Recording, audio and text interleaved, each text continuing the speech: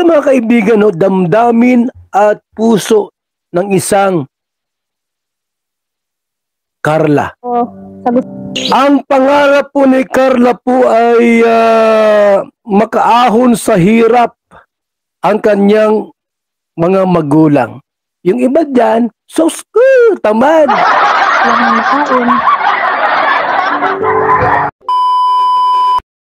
Hi guys! Once again, welcome back sa ating channel. Welcome back dito sa ating Chloe TV. Isang magandang araw po sa inyong lahat. Saan sulok man kayo ng mundo, isang magandang araw po. Sa unang-una, bago natin simulan ang reaction video na ito, gusto ko lang magpasalamat sa lahat ng ating subscribers, viewers na walang sawang suporta dito sa ating channel. Maraming salamat po sa inyong lahat. At gusto ko lang magpasalamat at palagi natin suportahan ang pinakaama ng Kalingap, si Kuya Val Santos Matubang, si Ate Edna Vlog, si Kalingap Rab at si Jack Matubang. Palagi din natin suportahan ang Kalingap Boys, Kalingap Partners, lahat ng mga charity vloggers dito sa ating bansa. Suportahan po natin sila kasi napakaganda po ng kanilang advokasya at ito po ay para sa ating mga kapwang mahihirap na nangangailangan ng tulong. So sa pamamagitan ng ating pagsuporta, isang maliit na bagay man yon ay malaking bagay na po yon sa mga charity vloggers natin. Walang ibang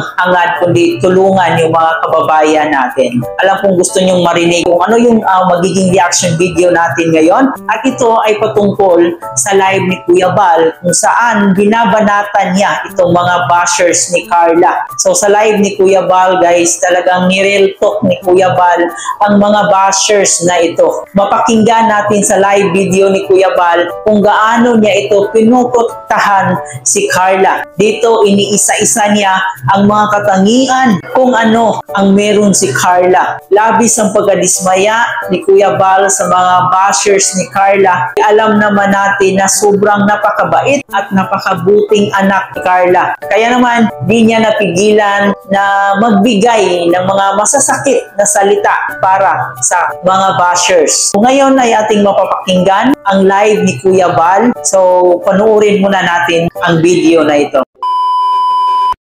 Super bait po yan, ha? Ako po ay nagmula lamang sa isang mahirap na pamilya. Siya po ay nagmula sa isang pamilyang mahirap, mga kaibigan. Hindi siya mayaman to. Ang aking ama po ay isang mangingisda lamang. At ang kanyang ama po isa lamang ordinaryong mangingisda. Yan si Carla, tapat sa kanyang sinasabi.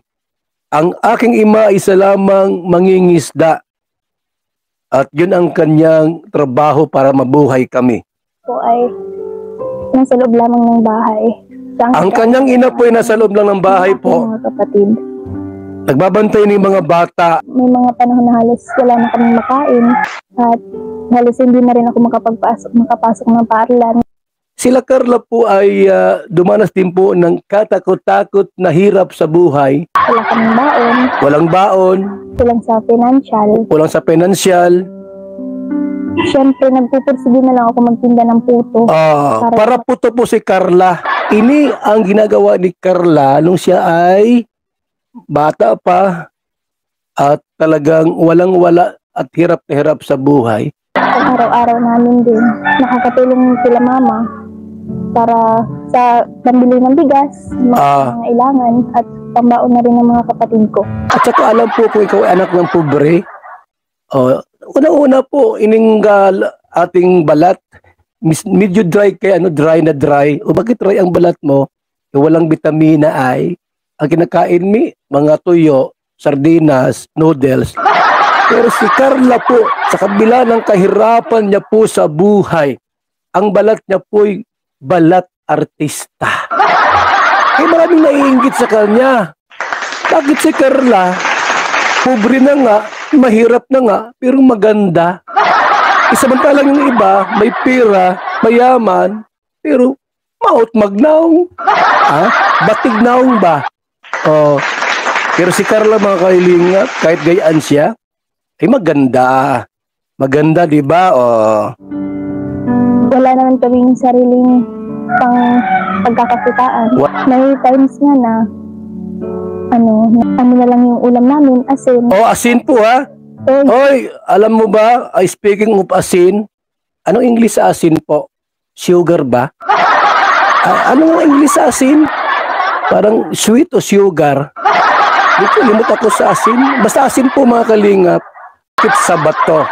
Dahil sa alat nito na gawa sa dagat.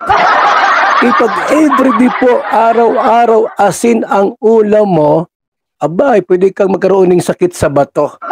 At ikakamatay mo. Ay, salt pala. Sabi ni Jean Estordeban, kuya, ang English sa asin, salt. Ay, salamat. Akala ko, di ko alam. Pero mga kalingap, alam niyo po ba na habang nagtatagal, lalo kaming tumitibay. Tingnan mo si Carla, oh. Magaling maglaba yan. Lahat ng gawaing bahay po natutunan niya.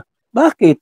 Sapagkat mulat sa katotohanan ng anak mahirap po, halos lahat ng trabaho kakayanin. Mga anak mayaman, sus, Ginoo, walang alam. Kahit pagluto, di maalam magluto. Si Carla po, lahat ng alam niya, lahat ng gawaing bahay, pagwawalis, kaya ni Carla yan. Pagluluto, kaya ni Carla yan. Paglalaba, lalo na. Lahat ng gawaing bahay, kaya po ni Carla. Yung iba dyan, tamad. Walang makain. Tapos, syempre, bilang isang panganay, sobrang hirap. Kasi, ano ka na din eh. Ikaw na rin yung, kailangan mo na din maging responsable. Grabing mukha ni Carla, ganda oh. Parang si Aramina. Ay, tingnan mo mukha ni, anong height ni Aramina? 5'6" yun. Si Carla po'y 5'5". Sarong guhit na lang ha. Ngayon sa katawan po mga kalingap, iguaning hugis. Tingnan mo ang katawan ni Carla, mga kalingap. Lahat naman ang katawan ni iguaning hugis, di ba ga? May hugis Coca-Cola. May hugis kabayo. Para matulungan ng mga magulang mo. Sa murang edad po mga kalingap, nagising siya sa katotohanan na anak sila ng pobre. Nagsumikap po na makaahon sa kahirapan. Ining si Baby Carlata. Sa murang edad po'y natutong magtinda ng puto. Para makabakaling bugas, makabiling ulam, may pamasahe sa school. Sa murang edad po'y natutunan niyang paanong magiging tapat sa pamilya. Kaya napakaswerte po ining si Carla kung halimbawa may manliligaw sa kanya at sinagot. Abay, napakapalad po ng lalaking kanyang iibigin. Bakit? Alam na lahat.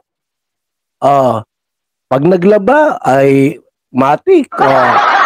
Lahat ng gawaing bahay at pagninegosyo po. Ang isang bata po mga kaibigan na mayroong talento sa pagninegosyo habang buhay niya nang dadalhin. At ito po ay unti-unti pang mag-i-improve. Kaya yung lalaking iibigin ni Carla, mamahalin niya habang panahon. Bakit po? Sapagkat na kay Carla na po ang lahat. Kaya sabi ko sa sarili ko, pag nakapagtapos ako ng pag-aaral, magpupursige talaga ako. Magpupursige ako magtapos ng pag-aaral para lang matulungan sila mama. May angat sila. Uy, bihira ang ganyang babae mga kalingap. Bibihira po sa mga babae, sa mga lalaki din po na mayroong ganong kaisipan. Langhangarin po'y matulungan, matabangan ining pamilyang naghihikahos. Sobrang kahirapan po ng buhay. Ini si Carla. Dama niya po kung gaano kahirap at kapait ang sinapit nila. Sinabi niya baga na yung kanyang ama ay silamang ordinaryong mangingisda. Wala pang bangka yun mga kaibigan nakikibangka sa iba. Nakikilaot sa iba. Magkano ang kita niya ay araw-araw? Baka wala pang 100. Subalit mga kalingap, ini si Carla po ay nagpupursige. Pag-aaral yung mga kapatid ko. Kapit Para tayo. hindi nila maranasan yung gantong buhay na nararanasan namin ngayon. Grabe yung kanyang mindset about breakthrough. Ito yung awakening sa ating mga mahihirap na may pangarap, walang pangarap sa buhay. Bihira po sa anak na ang kanya pong minimithi ay makaahon sa hirap yung kanyang pamilya. Pinanganak ka bang maging ganyan? Ikaw po. Ikaw ba'y pinanganak na maging ganyan, na iaahon mo sa hirap ang pamilya mo? Sapagkat alam nung bata, hindi kaya ng ama na maiahon sa hirap ang kanilang kalagayan. Alam ng bata po na yung ina ay walang kakayanan para maiahon sa hirap ang pamilya nila. Kaya ang sabi niya, mga kalingap, tutulungan ko sila para makaahon kami sa kahirapan. Minsan nga po, may mga times na hindi ako nakakapasok kasi wala kaming pambaon. Mahirap kaya yun, di ba? Alam niyo ba na ang batang walang baon sa school, super kawawa talaga. Iwan ko lang po kung naranasan niyo yung gayon na papasok sa school, walang pagkain, walang kain, walang laman ang tiyan. Di ba, ang feeling natin parang hiwalay ka sa mundo. Mga classmates mo, bago ang mga damit, bago ang sapatos, naka-breakfast, naka-almusal, at nakikita mo na ang daming perang baon nila. Ikaw naman po na parang neglected sa lipunan, ni almusal po ay halos wala. Ito mga kaibigan, damdamin at puso ng isang Carla. Sa gusto ko talagang Ibalik ko ini. sige, gusto kong makatapos. Sabi ko kay mama, pipilitin kong pumasok ng paaralan kahit na wala akong baon. Ang pangarap po ni Carla po ay makaahon sa hirap ang kanyang mga magulang. Wala siyang ibang ginagawa po, walang pinangat si Carla kundi ang makatabang. Bakit naiinggit kayo? Unang-una, mas maganda kayo sa kanya. Mas sexy kayo kay Carla. Huwag niyo nang kainggitan si Carla at yan ay 5'5" lang po ang height niya. Ayan na po si Carla mga kaibigan. Nakita niyo po? Yung kanyang hugis ng kanyang katawan, tama lang sa height niya, 5'5". Kasi kung halimbawa po, masyado namang malaki ang dibdib, malaki ang puwet, ay pangit naman na ito, yung patok. Malaki ang puwet, malaking dibdib, pato ito. Tama na yung gayaan, parang baby, gansa, pwede gansa. Pero pag pato po mga kalingap, sobrang laki ng puwet, tapos malaki dibdib, ano yan, pato yan? Ang hugis ng katawan ni Carla po, tamang-tama sa kanyang height na 5'5". Ayan maputi na, maganda pa. Mahirap nga lang. At natulungan po ng Team Kalingap si Carla. Pustahan tayo. Yan si Carla. Alam niyo ba ang gusto ko kay Carla? Yung nagustuhan ko sa kanya, very, very humble. Tapos nagbi-bless pag napunta ka duman, pakakapihin ka, Kuya Bal, kape ka? Gusto ko soft drinks, yung mainit-init. Ayoko nang malamig kasi namamaos ako ay bibili agad dyan. Anong gusto mong i-partner sa soft drinks, Kuya Bal? Gusto ko yung pulburon pulburon. Ayan mga kaling, sexing maray Grabing puti ni Carla mga kalingap Bata pa yan, pa 16 pa lang ini. Ayan na po naglalakad siya di ba? Ay, grabe ang napakaswerte ang mapangasawa nito. Magaling maglaba. Marunong magluto. Ano pa? Yan na Talaga namang hindi nakapagpigil si Kuya Bal, guys, kasi alam niya napakabait na bata itong si Carla. Walang ibang hangad kundi mapabuti ang kaniyang pamilya, maiyahon ang kaniyang pamilya sa kahirapan. Napakalungkot lang isipin dahil nangyayari ito sa kanya ngayon. And after pa naman sa kanyang graduation, kung saan sobrang saya pa nila noon. Nung araw na yun ng graduation niya, hindi nila akalain na mababash pala ito pagkatapos ng graduation. Talagang labis ang pagkadismaya ni Kuya Bal. Para sa akin, deserve din ng mga bashers yung mga salita na binitawan ni Kuya Bal kasi sobrang nalungkot lang siya sa mga nangyayari kay Carla. Kahit ganun pa man ang nangyari, guys, no, talagang makikita mo kay Carla na sobrang napakabait pa rin ito kasi labis pa rin po itong nagpapasalamat sa mga taong walang sawang sumuporta sa kanya.